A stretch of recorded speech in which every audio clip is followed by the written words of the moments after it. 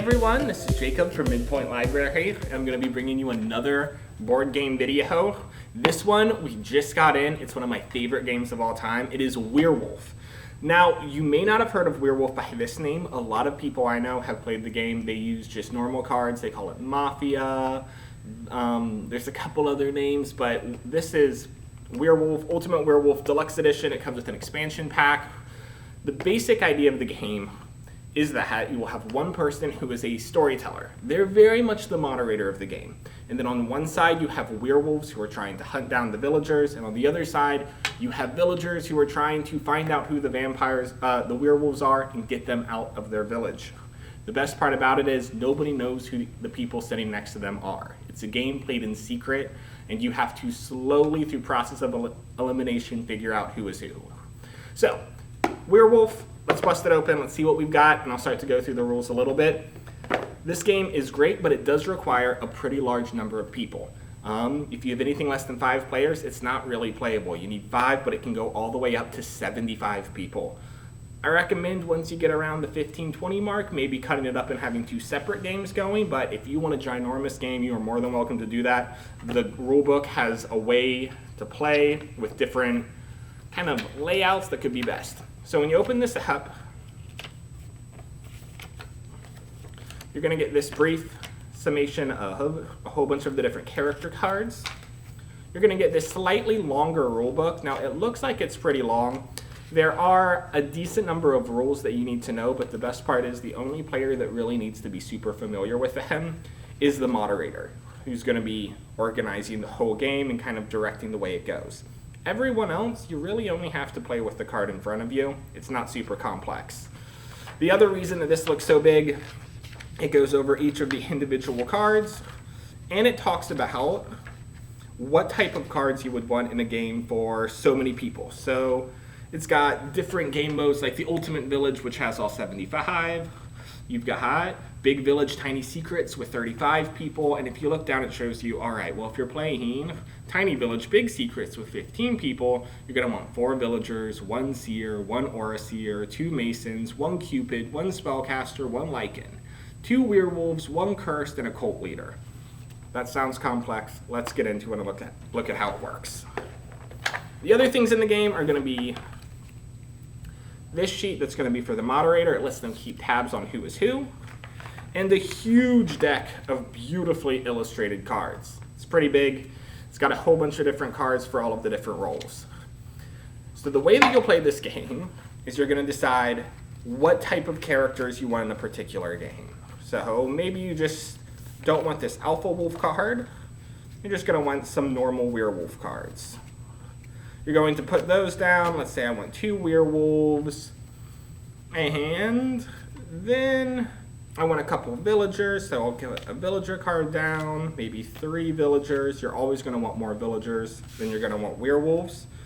One cool thing about it is that each of these cards has a point value in the very bottom. The werewolves all have negative numbers. The blue cards that are the villagers team all have positive numbers. You're going to want those numbers to add up to about even. That's going to give you the most balanced game. It also lets you know, well, hey, I want a game where the villagers are going to have an easier time, or, oh, I want a super hard game where the werewolves are going to have an easy time and the villagers are going to have to fight for their lives.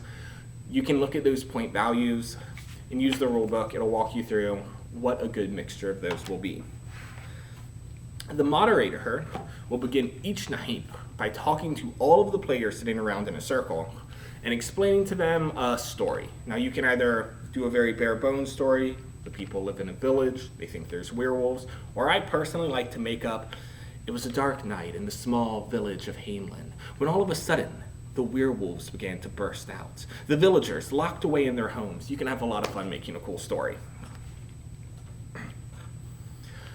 Each night, based on the different cards that you have, the moderator will tell people, all right, everyone put their head down, go to sleep. They'll all close their eyes, cover their faces with their card face down. And then the moderator will say, werewolves, wake up. And all of the players who are playing werewolves will silently get up, and then they can see who else is on their team. The werewolves will then point at one of the people whose heads is still down, and that is the villager that they want to eliminate. If there's any other people with special roles. With Werewolf, you get a lot of special abilities. For instance, if you have a Mystic Seer, each night the Mystic Seer wakes up and points to a player to learn their exact role. Are they a villager? Are they a werewolf? Are they one of the other Cupid characters? They then get to learn who they are. Each night you go through every single person, have them wake up, point, do whatever action they need to do, and then once everyone's done, they go back to sleep, and the whole village wakes up.